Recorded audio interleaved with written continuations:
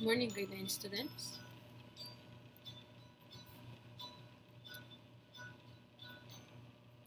Welcome to your geometry class.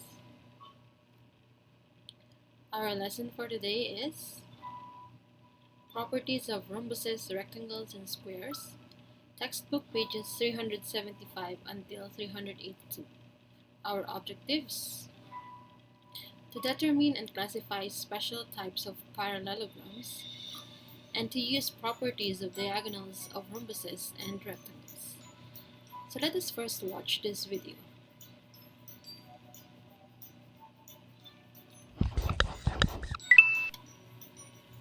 What is a rectangle?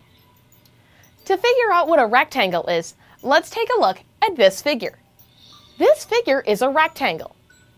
So let's use this figure to see if we can figure out what a rectangle is.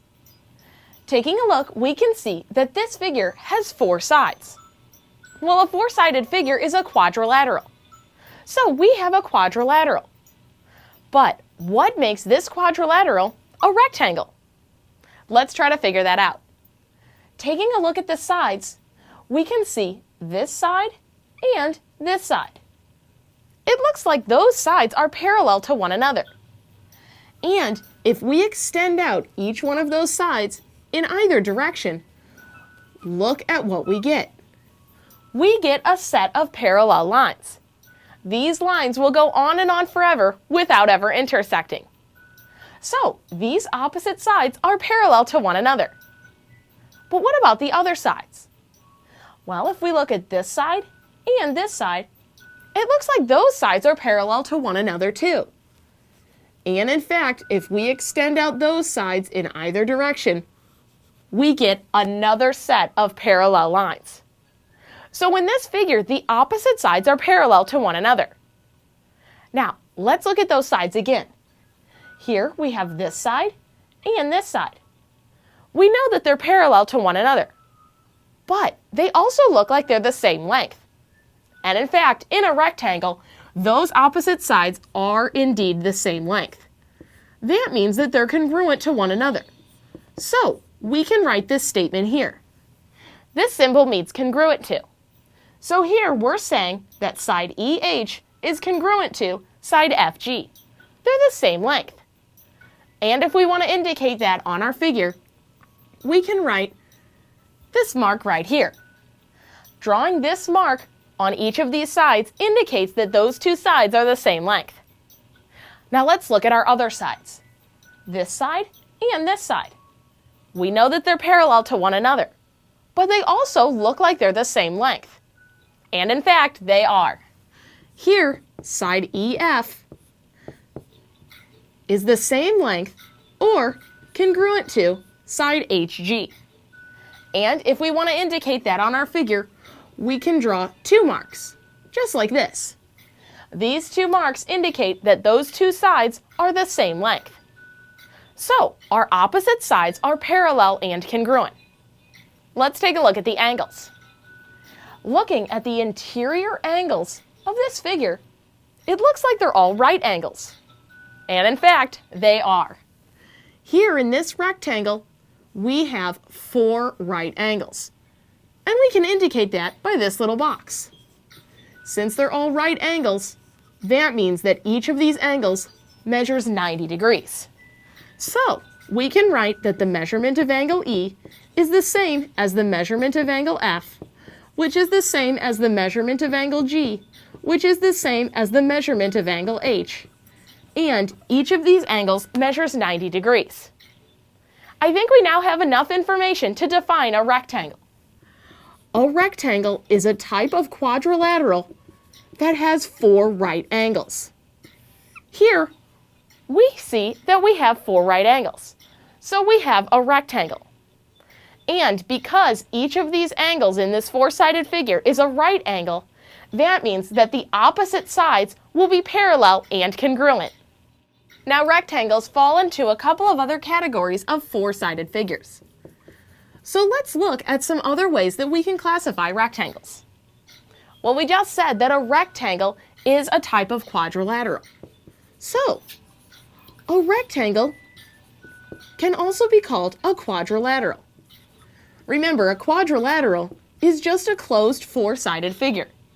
And since all rectangles have four sides, that means that all rectangles can also be classified as quadrilaterals. Now here's another name that we can give to a rectangle. A parallelogram. A parallelogram is a four-sided figure where the opposite sides are parallel and congruent. Well, we just said that in all rectangles have opposite sides that are parallel and congruent. So that means that all rectangles are parallelograms. But not all parallelograms are necessarily rectangles. Take a look at this parallelogram, for instance. Here we have a parallelogram. We have four sides, and the opposite sides are parallel and congruent. But look at the angles.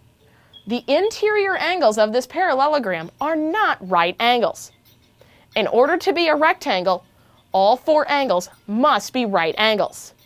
Since this parallelogram does not have that quality, it is not a rectangle. So now we know more about rectangles. A rectangle is a four-sided figure where all four interior angles are right angles. They each measure 90 degrees.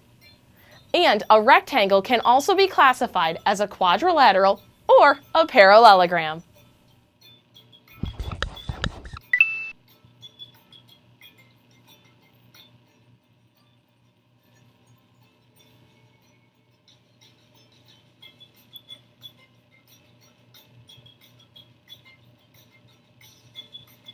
Okay, so we have here some important terms.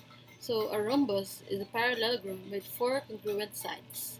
A rectangle is a parallelogram with four right angles. A square is a parallelogram with four congruent sides and four right angles. Let's discuss problem 1 and got it 1. In this problem, you will classify special parallelograms. Is parallelogram A, B, C, D a rhombus, a rectangle, or a square? Explain.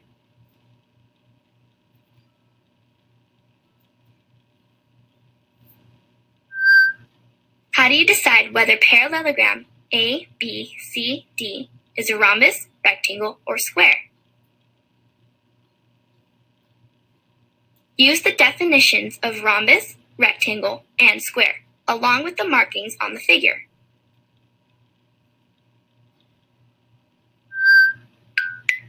You are given that quadrilateral A, B, C, D is a parallelogram.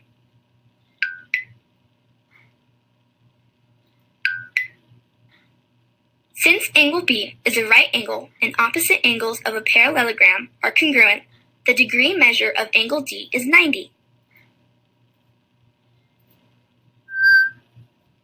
Remember, the same side interior angles theorem states that if a transversal intersects two parallel lines, then same side interior angles are supplementary. Angle A and angle D are same side interior angles. And angle B and angle C are same side interior angles. So by the same side interior angles theorem, the degree measure of angle A is 90 and the degree measure of angle C is 90. Since parallelogram A, B, C, D has four right angles, it is a rectangle. You cannot conclude that it is a square because you do not know its side lengths.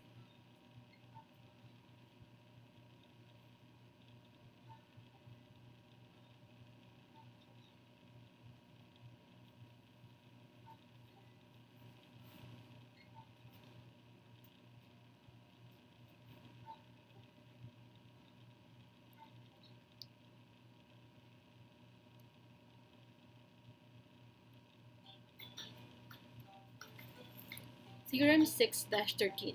If a parallelogram is a rhombus, then its diagonals are perpendicular. So refer to this figure. So this is a rhombus since all sides are congruent, but it doesn't contain right angles. So here, The diagonal AC is perpendicular to another diagonal BD. Theorem 6-14. If a parallelogram is a rhombus, then each diagonal bisects a pair of opposite angles. So here again, since this ABCD is a rhombus, then each diagonal bisects a pair of opposite angles. So here, this diagonal here, in the middle, diagonal AC, bisects the angles, the opposite angles. So angle 1 is congruent to angle 2, and angle 6 is congruent to angle 5. And diagonal BC bisects angle B, forming angle 7 congruent to angle 8, and angle 3 congruent to angle 4. Let's answer problem 2 and got it 2. In this problem, you will find angle measures. What are the measures of the numbered angles in rhombus ABCD? How are the numbered angles formed?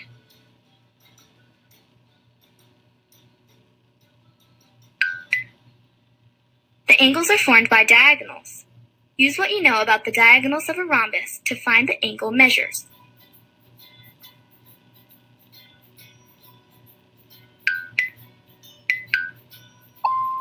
The diagonals of a rhombus are perpendicular, so the degree measure of angle 1 is 90.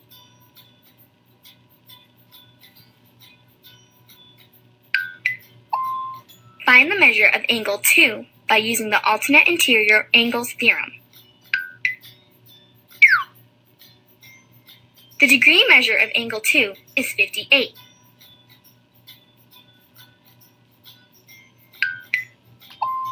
Each diagonal of a rhombus bisects a pair of opposite angles. So the degree measure of angle 3 is also 58.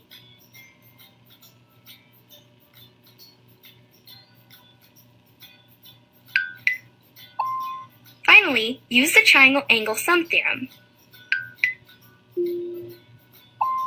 Now simplify to find the measure of angle 4.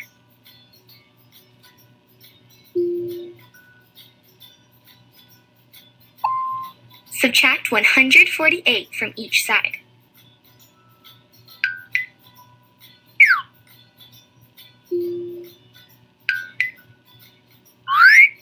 The degree measure of angle 4 is 32.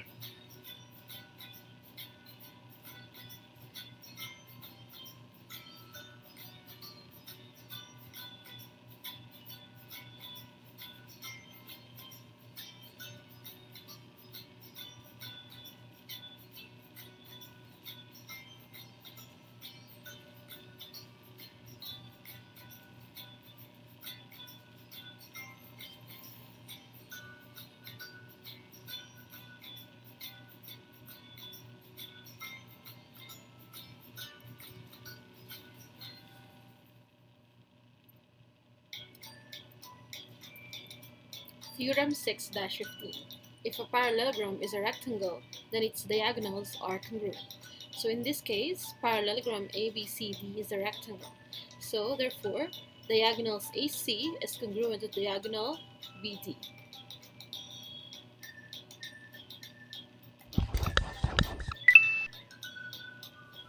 Use rectangle LMNO to determine the value of x.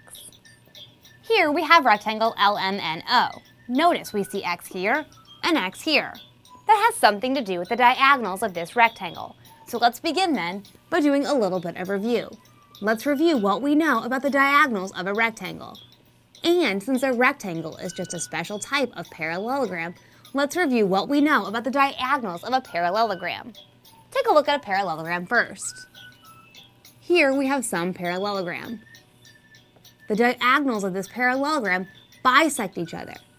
In other words, this segment here is congruent to this segment, and this segment here is congruent to this segment. And this is true for all parallelograms. And since a rectangle is a special type of parallelogram, this is also true for rectangles. Now let's take a look at what we know about the diagonals of a rectangle. If we have some rectangle that looks like this, the diagonals of a rectangle are congruent. So this segment here is congruent to this segment here. And this is true for all rectangles. So let's go ahead and put these together. We know, since a rectangle is a special type of parallelogram, that its diagonals must bisect each other. We also know that the diagonals are congruent. If we put these two together, we have two congruent segments being bisected. That means the resulting four segments are all congruent. So this segment here is congruent to this segment, and this segment, and this segment. All four segments are congruent. Cool! Let's see if we can use this to help us find the value of x. Let's see if we can find any congruent segments in our rectangle to help us solve for the value of x. Take a look at rectangle LMNO. Notice P is the point where our two diagonals intersect. That means segment OP is congruent to segment NP, which is congruent to segment MP, and congruent to segment LP. But the only two segments involving x are OP and NP, so we can say that segment OP is congruent to segment NP. If these two segments are congruent, that means they have the same length. Well, we know the length of OP, it's 2x plus 20, and we know the length of NP, it's 6x minus 4. So we can set their two lengths equal, which will allow us to write an equation and solve for x. Let's go ahead and do that now. We said the length of OP was 2x plus 20. The length of NP is 6x minus 4, so this is equal to the length of NP, which is 6x minus 4. Now we have an equation and we just need to solve for x. To do that, we need to isolate x, or get x on one side of the equation. Let's go ahead and move this 2x then to the other side. So the 2x is currently being added. That means we need to subtract 2x from both sides. 2x minus 2x is just 0x, so we're just left with 20 on the left-hand side. 6x minus 2x is equal to 4x. We have this minus 4. We're trying to isolate x, so we need to move this 4 to the other side. Since it's being subtracted, we need to add 4 to both sides. If we add 4 to both sides, we get that 24 is equal to 4x. Lastly, to isolate x, since 4 is being multiplied by x, we need to divide both sides by 4. So if we divide both sides by 4, we get that x is equal to 6. So now we've determined the value of x given we had a rectangle.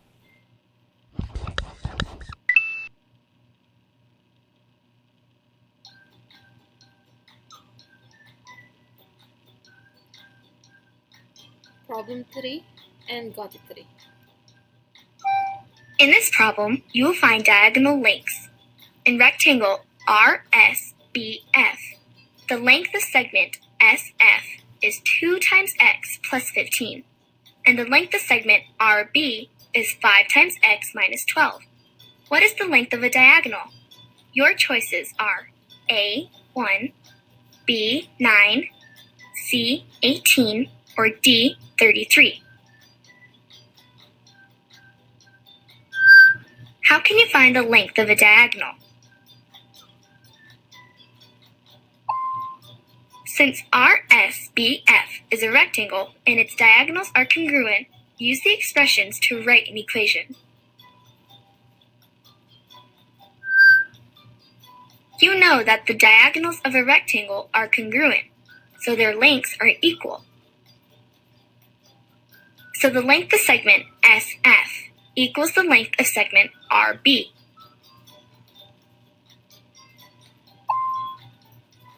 Set the algebraic expressions for the lengths of segments SF and RB equal to each other, and find the value of x.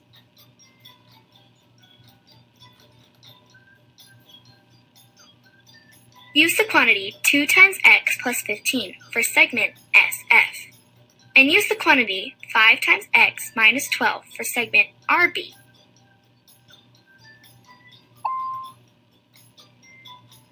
Subtract 2 times x from each side.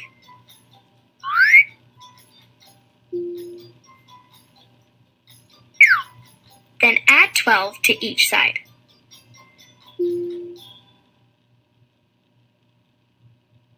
Finally, divide each side by 3 to isolate the variable. so x equals 9.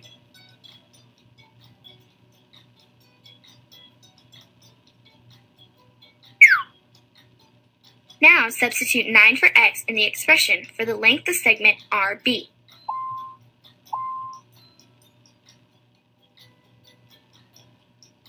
The length of segment RB is 5 times x minus 12. Substitute 9 for x. Now simplify by multiplying. So the length of segment RB is 33. The correct answer is D.